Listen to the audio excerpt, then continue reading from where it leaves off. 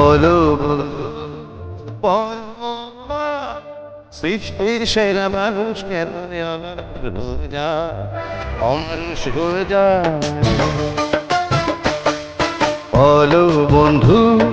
বলো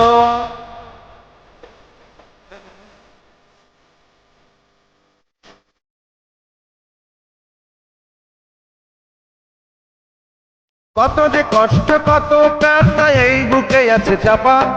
তাই চাপা এই বুকে রাখ